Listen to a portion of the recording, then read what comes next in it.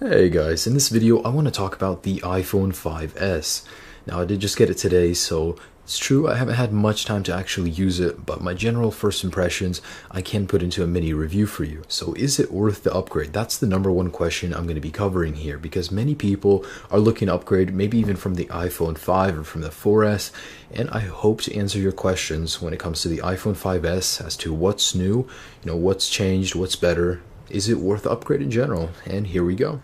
Now, being the 6th generation iPhone in line, the iPhone 5S doesn't come as a revolution, rather as a refinement of what Apple is good at. It took the iPhone 5, put it into a blender, made it that much better for the iPhone 5S model. Now, you're not getting major changes, you're just getting a few new changes and just refinements of an older product.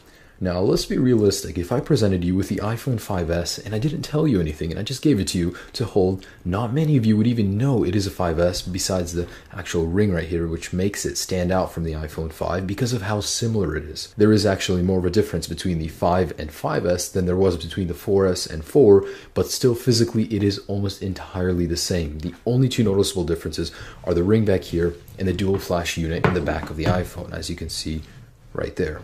After using it for a few hours, not to discredit the iPhone 5S, but the iPhone 5 can do almost everything the iPhone 5S can do. However, the 5S does it that much better. It does have the new A7 chip, which means it's twice as fast processor-wise as the iPhone 5. So loading applications, going to camera and switching between modes is a lot snappier on the iPhone 5S, noticeably, than the iPhone 5. Now, there is this controversy that people say Apple slows down iPhones before releases to make you want to upgrade, and I don't know if that's true or not.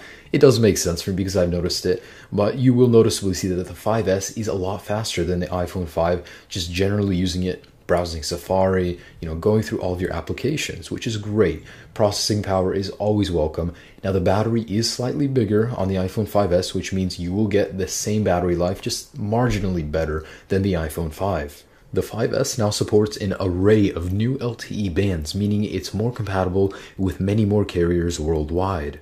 Image size remains at 8 megapixels, which I'm okay with as long as the quality is better. The size to me does not matter. Speaking of image quality, when it comes to megapixels, that's not what matters. What the iPhone 5S manages to do is increase the aperture range to f2.2, while the iPhone 5 remains at 2.4 f-stops, meaning you get a more low-light friendly sensor, and it's 15% better at recording in the dark. And I have noticed a difference, believe it or not. I thought the iPhone 5 was great, but the 5S is so much better when it comes to low-light conditions and overall shooting. The dual flash unit is used to make images softer and more realistic color-wise when shooting in the night with a flash, because when you are shooting with one color on the iPhone 5, you don't get much control over the tint and the color. Now, when you do have two different shaded flash units, that's actually more manageable, which is great. Now, in the video application, you have an option for slow-mo, which shoots in 120 frames per second in 720p. A great addition, but I'm sure with a jailbreak, you can actually add it to the iPhone 5, no doubt. And also, the last major change is the new Touch ID sensor, which basically uses your fingerprint to unlock the iPhone, make decisions, and it's only stored on the A7 chip, or so Apple says. For now, no developers can make third-party applications using the sensor because of security concerns, which I'm totally for. It even comes cat-friendly. You can use your cat's paw to actually register as a Touch ID user on your 5S. Now, what's the verdict? The 5S is a very welcoming addition to the mobile industry. It brings a few new changes to the table versus the iPhone 5, but not enough to make me convince many iPhone 5 users that they need to upgrade. Now, if you have a 4S, it's a welcome change. Now, with the iPhone 5, physically, there's so little